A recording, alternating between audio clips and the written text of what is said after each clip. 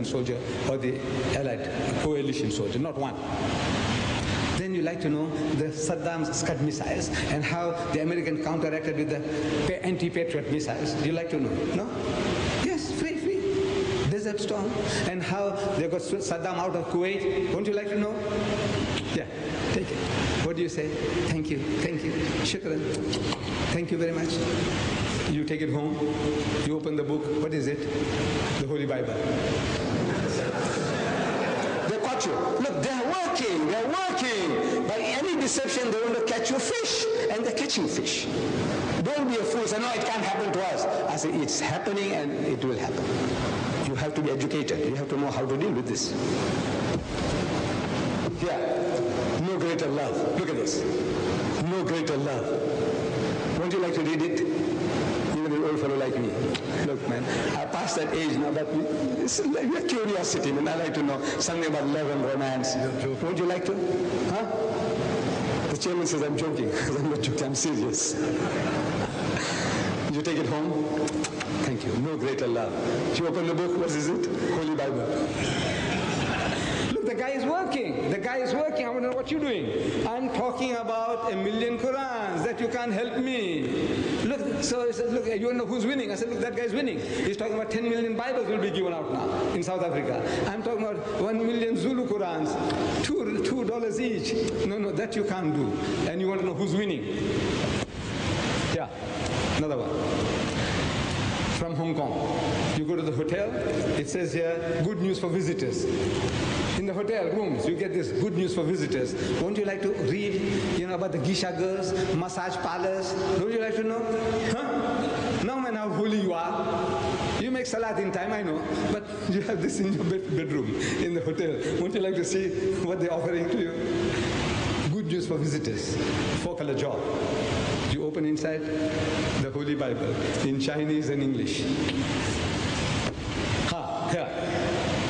Islam Unveiled, written by the true desert storm. This is the true desert storm. Muhammad is the cause of all the trouble. And who is Muhammad? What they tell you here, it makes your blood boil. So what you do? Go and shoot them, kill them? You need an answer. And the answer is these little pellets here. There are 19 other books here.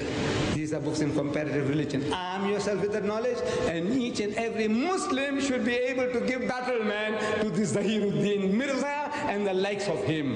And all these guys in the Gulf News and the likes of them.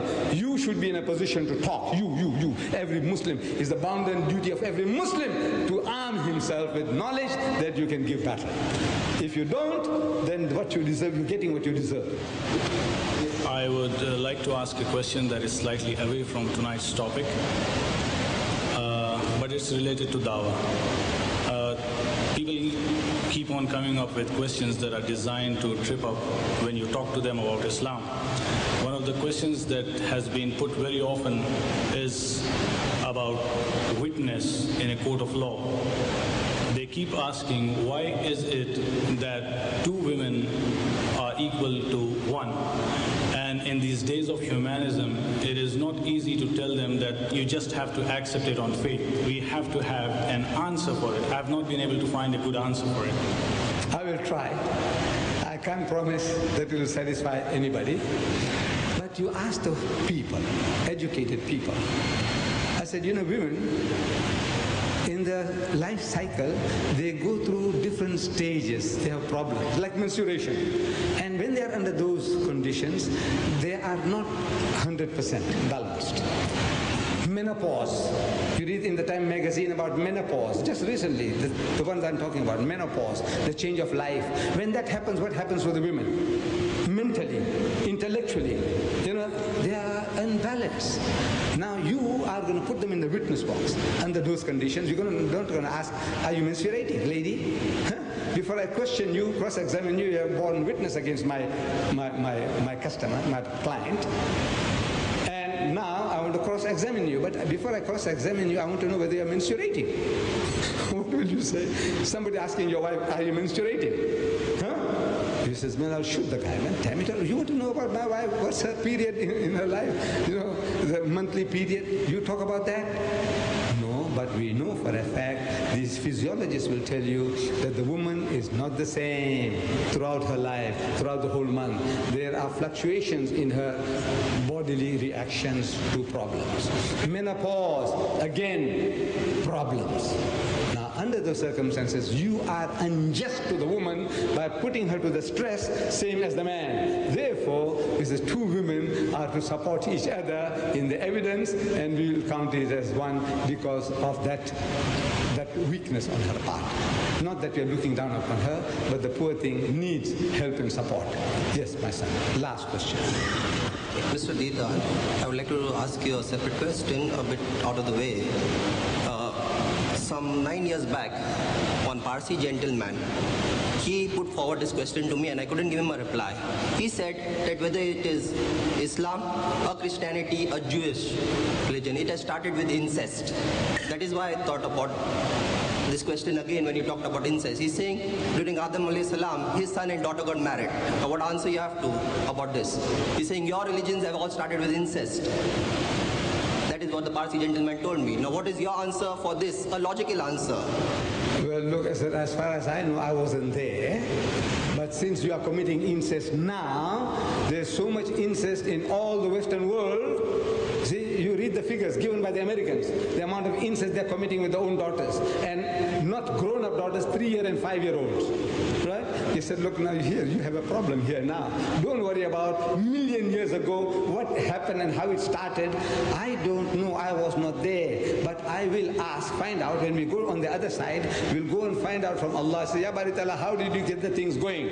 You know? So I said, look, you have a little patience. At the moment, your people are committing incest. Wholesale. Almost every nation you find that the incest rate is going up and up and up. Child molestation is going up and up and up. We are worried about that. Now, I want to know what you're going to do with the guys. Your law, what does it say? You Americans, you Christians, you Buddhists, I want to know what does your law say about the man who commits incest with his daughter. What do you do? Because Islam says, chop off his head. Right? I said, look, Islam has an answer. I want to know what you have to say. Whether what Adam did and his son Cain and Abel did, I said, look, I don't know. I don't want to know. Nothing in the Quran doesn't say anything about that they married the sisters or what and what not. I don't know. I haven't seen it. So, I'm not interested. I'm interested in you, whether you are committing incest. And since you are so interested, it looks like that is now, it's on your tongue. I use it because I said the Bible is full of incest. 4 different types of incest in the first book of the Bible. Different types of incest. Is now educating you what you can do. So I said, such a book is going to do you harm, it's going to program you, therefore keep away from it. George Bernard Shaw, he said, the most dangerous book on earth. George Bernard Shaw, he said, keep it under lock and key. Your children must not have access to it. And the Plain Truth magazine, it tells you that many a censor will give the Bible an X rating. And it is very good for teaching sex to children. You know, you're going to start the subject of sex. The Bible is the book. So the guy put the terms on the table on the fellow. He said, I don't know why you are lapping up incest. Maybe somewhere along the line you want to justify it. That's what, the reason is you want to justify. Your great-grandfather a million years ago, if they committed incest, that means it's justifiable to you. Is that your reason for asking the question? No. He asked, that's what I'm telling him. Is that your reason? As Islam says, chop off your head.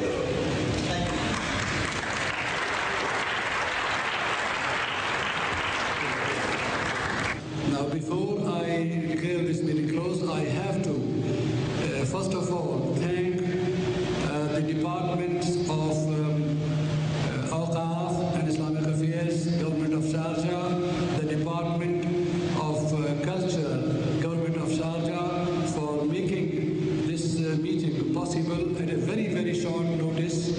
We have also to thank the Sharjah Television, FM Radio, Abu Dhabi Radio, Al Radio, who announced about this meeting from time to time, this morning or throughout the day, which informed our brethren here to come here, despite the fact that we could not put an announcement in the newspapers about this lecture.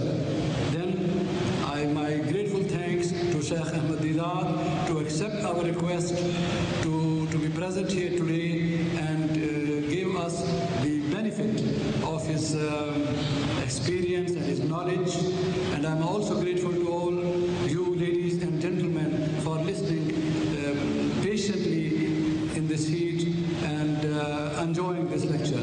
Thank you very much all, ladies and gentlemen.